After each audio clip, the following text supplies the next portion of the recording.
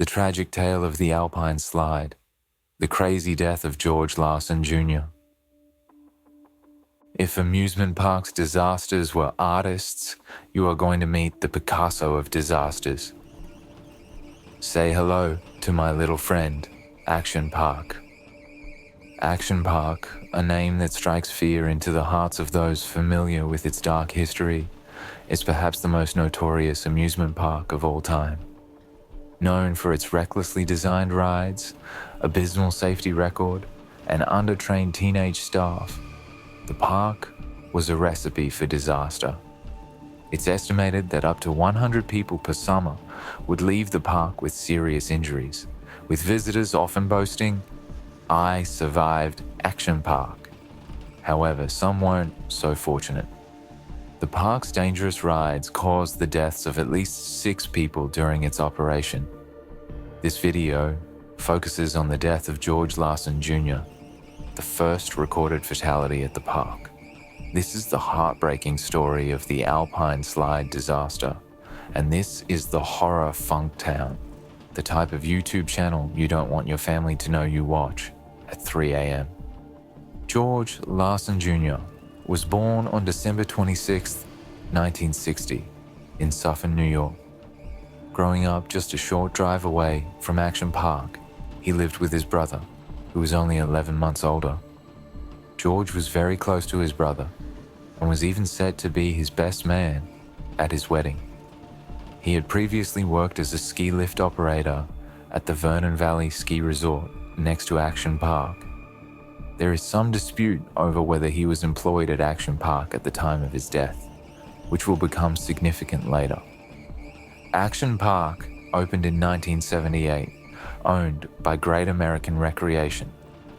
Despite its dangerous reputation, many people have fond memories of the park. One journalist described the experience. "You were drunk off adrenaline at Action Park. You felt invincible. Nobody was there to say no. In a world full of rules, Action Park was the land of yes." This lack of rules and oversight quickly made the park a favorite among thrill seekers in the United States. The park boasted over 50 rides, including the infamous Cannonball Loop, Wave Pool, and Roaring Rapids. Nearly all these attractions shared one thing in common: extreme danger. One of the most perilous rides was the Alpine Slide, a summer toboggan ride involving a sled descending a track on the side of a hill, usually made of metal or plastic. Riders were typically monitored to ensure adequate spacing, but at Action Park, safety precautions were virtually non-existent. On July the 8th, 1980, 19-year-old George Larson Jr. visited the park with a friend and decided to ride the Alpine Slide. Unbeknownst to him, his sled had a faulty brake. As George descended, the faulty brake caused his sled to veer off the track. He fell 25 feet down an embankment, striking his head on a rock. An ambulance was called, and George was rushed to the Good Samaritan Hospital in Suffern, where he lapsed into a coma and never regained consciousness. He passed away a week later with his family by his side. Action Park's response to the tragedy was appalling. Wesley Smith, the park's public relations director, claimed George was at fault, saying, "The ride didn't injure Larson. It was a rock 25 feet away that hurt him. The same could have happened to someone falling off a bicycle." The park further alleged that George was an employee riding the slide after it had rained, a claim his family vehemently disputed. Action Park's deceit didn't end there. It was revealed that the rocks George struck had previously been identified as hazards and were supposed to be removed, which clearly they weren't.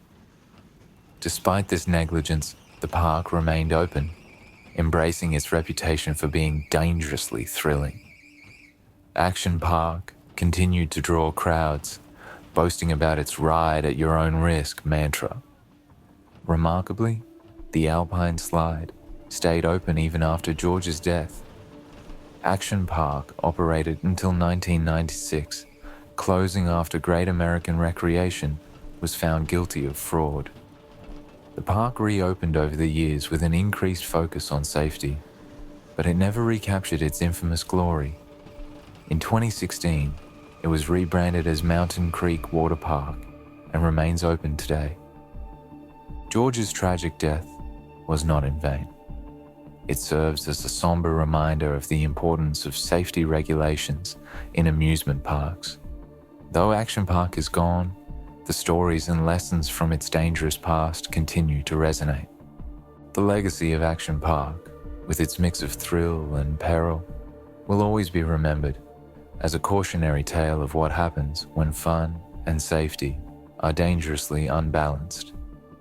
Thank you for watching Horror Funk Town and learning about this important piece of creepy amusement park history. Now, go to bed.